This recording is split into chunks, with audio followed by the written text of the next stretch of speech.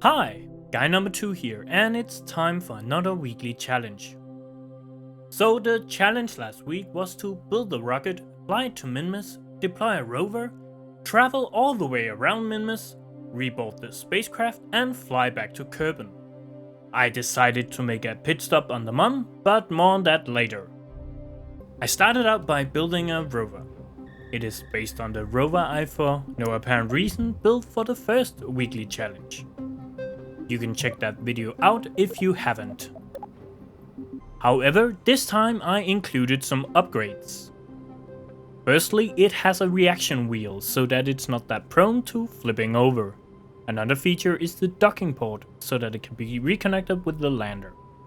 You might wonder why it has landing legs, but during the test of the rover I discovered that the wheels, combined with the suction of a docking port, simply makes for a very bouncy rover.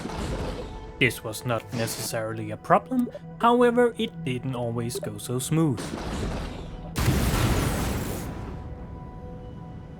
So instead of using the wheels, I would use the landing legs to soften the drop from the lander.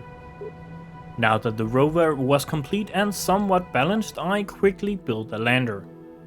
On top of the lander was placed 2 fuel tanks to carry more fuel and make it more aerodynamic. Those would be discarded after initial launch from Kerbin. After attaching the lifter and boosters, I got underway. After the launch, I transferred the fuel from the top 2 fuel tanks and separated them from the lander. I got an intercept course with Minmus and landed. It was at this point that I realized that Bob had been seated in the rover the entire flight. What a badass. I mean, still an idiot, but also a badass. The rover was deployed and the journey began.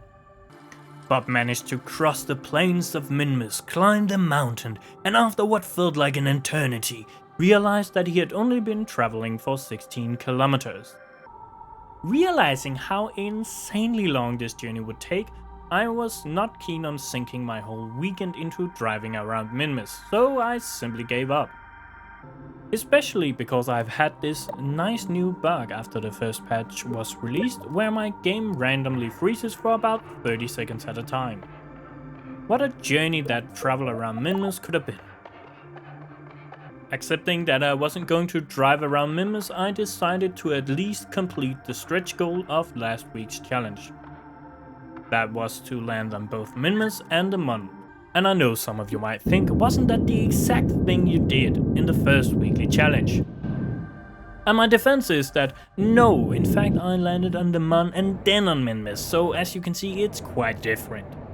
Anyway, after a quick detour to the Mun, where the only interesting things was that 1. The rover's solar panels came in handy when I realized I forgot to put any kind of solar panels on the lander, and 2. That time warping would utterly destroy my vessel, we finally made it back to Kerbin for a nice and easy landing. Kind of. I hope you enjoyed these weekly videos, even though I don't showcase any immense game knowledge or new and interesting ways to build rockets, but I feel like they show a true representation of how most of us play KSP. You know, by leaving a Kerbal in the rover for most of the trip.